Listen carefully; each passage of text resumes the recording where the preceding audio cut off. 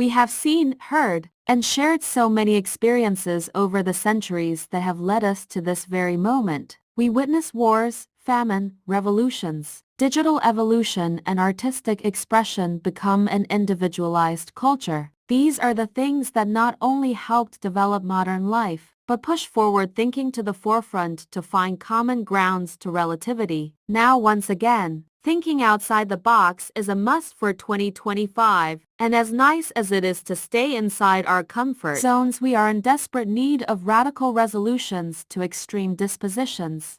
Because this is not just a new year or a new generation beginning, it is a new era of time that we get to be a part of, and the only way to neutralize the chaos in our life is to expand the way we look at today. The whole world is literally taking deep breaths of life and expelling that which no longer serves us. Change is not near, it is here, and we are the balance. How will you choose to make your mark in this new time? Let's take a moment to hear what's on the mind of some other critical thinkers. Morning, fuckers.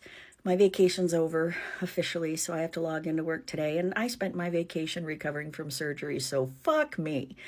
But I wanted to give you a very important message first thing this morning. The most important weapon you have in your arsenal of resistance is critical thinking. I know that sounds so simple because it is. And I know we're not used to it. We're not used to exercising that muscle, right?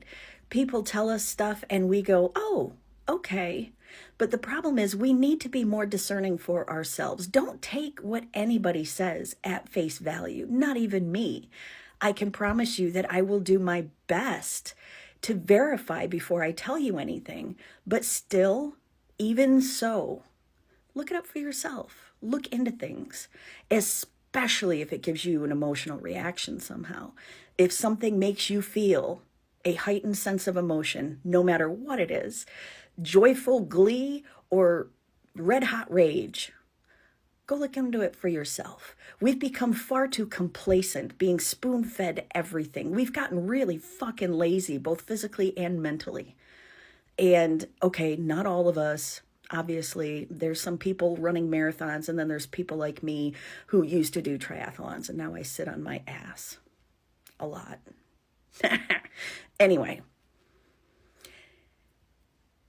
the media is relying on our complacency. The media is relying on the fact that we haven't been using our critical thinking skills for decades. And it's time for that to change. So my advice is to exercise it. No matter what piece of information you see, if it interests you in any way, go look into it for yourself. You have enough time to be scrolling on TikTok and watching my ridiculous face. Put that time to good use. Take a second out to just look. We all have access to the same fucking internet, I hope. Anyway, I'm going to go to work now. Hope y'all have a kick-ass, wonderful, good day. Love you, bye. Everyone thinks, and everyone thinks they're good at thinking. But good thinking is hard, and it doesn't come naturally. It's a skill that has to be learned and practiced. And it doesn't matter how smart or educated you are. No one can lie to us better than we can. So what is critical thinking? And how would you know if you are a critical thinker? Well, here are the 8 characteristics of critical thinkers. Number 1, critical thinkers are aware that their thinking is flawed and prone to errors. They recognize that their perceptions might not be accurate and that their memories are imperfect. And they understand that the shortcuts their brains take to help them make fast and easy decisions are prone to errors. Number 2, they think about how they think. They ask themselves how they know something, and they actively search for their knowledge blind spots and biases. They avoid emotional reasoning and intuition and instead activate higher level thinking that's slower and more deliberative. Number 3, they're curious and inquisitive. They want to learn, so they ask questions. And importantly, they're open to the answers, even if it's not what they want to hear. Number 4, they separate their identity from their beliefs. They recognize that it's difficult to challenge beliefs that are important to their sense of self, and they want to believe in things that are true and not believe in things that aren't true, even if it's uncomfortable. Basically, they'd rather get it right than be right. Number 5, they welcome criticism from others. They recognize that arguments are a collaborative process of searching for the truth, and they're able and willing to fairly evaluate other points of view. Number 6, they use evidence to arrive at conclusions, and they maintain a healthy level of skepticism. They're open to all claims, but require sufficient evidence before accepting them. Number 7, they avoid black and white thinking, and they're comfortable with ambiguity and uncertainty.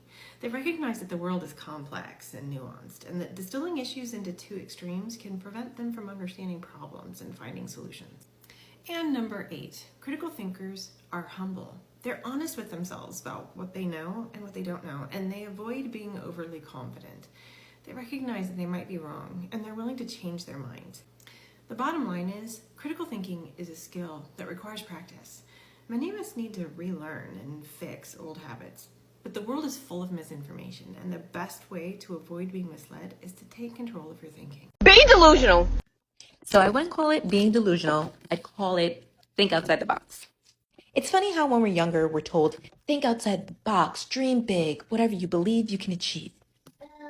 But as you get older, people start trying to narrow your view of life. So they try to put you into a box and tell you, oh, you can't do this. You won't be able to get that. Oh, you won't be able to achieve this. Only a certain amount of people get this. Only a certain amount of people get that. And you actually believe them. Think outside the box. Believe that you can achieve anything. Speak things into existence. It's called living life to the damn fullest. So start living your life. Start believing that anything that you set your mind to, you can freaking do it. And stop listening to the naysayers. Just go for it. Go freaking for it. Think outside the box. Be outside the box. Do whatever that you set your mind to do. One thing I've come to realize about a lot of narcissistic people, they don't have critical thinking skills. They really don't. They do not have critical thinking skills. Like, they actually don't, because narcissistic people will overestimate their intelligence and underestimate other people's intelligence. Like, they do not have no critical thinking skills whatsoever. I will give you a couple examples, yeah? You meet a narcissist and you're just really nice to them, you know, you're just like a decent human being, you know, and all of a sudden, yeah, because you're nice to them, or you did one little favor for them, or you did something for them, now all of a sudden they assume that you're so in love with them, and then they start showing their true colors. I've come across so many people like that in my life. Like, it's absolutely baffling. Like, I met a guy before, yeah, and basically we was like chilling together or whatever, and then we've gone to McDonald's drive-through. He had a motorbike, so I said I wanted to get McDonald's. So I've gone to get McDonald's, and me, I'm the type of person, if I eat, you're going to eat as well if you're with me. So I bought him the McDonald's like it's nothing. I bought him a drink as well because I went to the off license. All of a sudden, yeah, the next time I see this guy, yeah, this guy went from telling me how beautiful I am and all that, yeah, to basically trying to criticize me, doing little things to try to diminish my self-esteem. And then on top of that, the worst of all, yeah, this guy actually thought that I was going to be like his sugar mummy. The guy came to my house, yeah, and he asked me like, so how much do you pay for this? Excuse me? Because I bought you one McDonald's, you now think that I'm one of those women that hates myself and I'm so in love with you and I'm going to allow you to abuse me and I'm going to be your sugar mummy. Are you actually retarded? Like, are you actually okay? Like, they actually do not have no critical thinking skills. Like, even narcissistic women. Like, I met a girl one time. I used to be friends with some girl. And I remember she even said to me one time, she was like, oh, I've never met anybody that's so nice, like genuinely. And they always say please and thank you and all that. Because I was so respectful to her. And then one day this girl tried to draw me out to fight and everything, talking about how come you can say it to them but not me and all that. Basically trying to insinuate that I'm intimidated by her. All because every time I see you, I show you respect. Like, because these people, they're not used to having basic human decency unless it benefits them. So when you show them basic human decency, they think that you're stupid, like, and that's when they show themselves. Like, and if you really pay attention, you can really see who's a narcissist, because I'm telling you, they do not have no critical thinking skills. This is a paperclip. I want you to think about all the things you can do with this paperclip. Write it down, pause the video if you need to. If all you could come up with is clip paper together, that is completely okay, but this video is especially for you, so please stay with me. Look at this picture and tell me what you think it is. You thought it was a hat? That is okay, because it does kind of look like a hat, but it's a very graphic photo of an elephant being digested by a boa constrictor. This might all sound like nonsense to you, but only if you decide so. All it is a little imagination, and if you've ever been told to grow up or get your head out of the clouds, then you might know the struggle of seeing a boa constrictor and everyone around you only see a half. But growing up doesn't mean no more fun thoughts. To be mature means to be fully developed, and how mature can you be without a fully developed imagination? If you keep growing up, eventually you're not going to be able to avoid the clouds, so stay there. While you're up there, don't just think outside the box. Think of all the mundane magic already inside the box. In fact, forget the box. There is no box. Why? Because I said that it's so, and if you still think that there is a box, that means we have work to do. And forget about the lines. Color inside, outside, on the back, crumple it up, take a bite.